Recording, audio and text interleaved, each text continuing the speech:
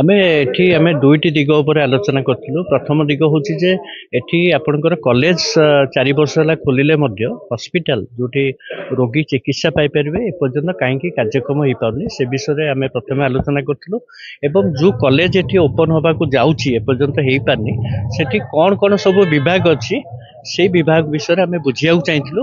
କାରଣ ଆପଣମାନେ ଲକ୍ଷ୍ୟ କରିଥିବେ ଯେ ପୁରୀ ସହରରେ ପ୍ରତିଦିନ କିଛି ନା କିଛି ଲୋକ ମୃତ୍ୟୁବରଣ କରୁଛନ୍ତି। ବିଶେଷ କରି ଚାରୋଟି ଅନ୍ୟ ଆପଣ ସର୍ଜରୀ ପାଇଁ ଅନ୍ୟକୁ ଯାଇପାରିବେ। ଆପଣଙ୍କର ଏମର୍ଜେନ୍ସି ନଥିଲେ ଆପଣ ଯେକୌଣସି ଜାଗାକୁ ଯାଇପାରିବେ। କାରଣ 92% ପପୁଲେସନ୍ ଆପଣଙ୍କର ସରକାରୀ ସ୍ୱାସ୍ଥ୍ୟ ବ୍ୟବସ୍ଥା ଭିତରେ ଅଛନ୍ତି, ମାଗଣା ଚିକିତ୍ସା ପାଉଛନ୍ତି।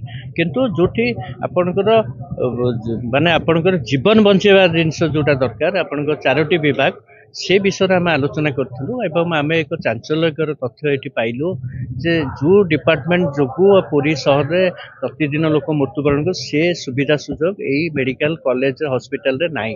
ଯଥା ଆପଣଙ୍କ ହୃଦରୋଗ ବିଭାଗ, ଆପଣଙ୍କର ସ୍ନାୟୁ ରୋଗ ବିଭାଗ ଏବଂ ଟ୍ରମା କେୟାର ଯୋଉଠି ଆପଣ ଆକ୍ସିଡେଣ୍ଟ ରିଲେଟେଡ୍ ସାଙ୍ଗେ ସାଙ୍ଗେ ଆପଣ ଚିକିତ୍ସା ପାଇପାରିବେ ସେ ବିଭାଗ ଏଠି ନାହିଁ।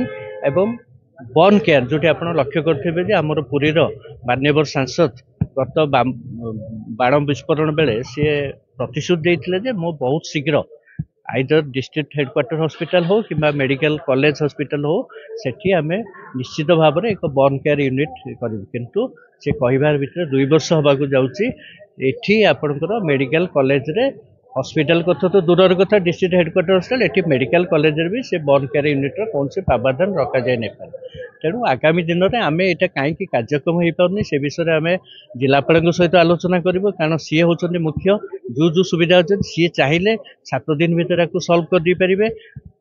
द्वितीय जिनस हूँ जो चारोटी विभाग पर पुरीवासी बहुत आशा आकांक्षा थिला ये चारोटी विभाग खोलिले पुरीवासी निश्चित भाव में किसी अमूल्य जीवन बंची जाई परिबो से विषय कहीं प्रावधान रखी जाए ये दायी किए एवं आप कौन सरकार करने को जाऊँ आगक आमको निर्भर प्रतिश्रुति नदेला पर्यंत आम राजरास्ता को निश्चित भाव में पुरी सहरवासी आम ओल्ल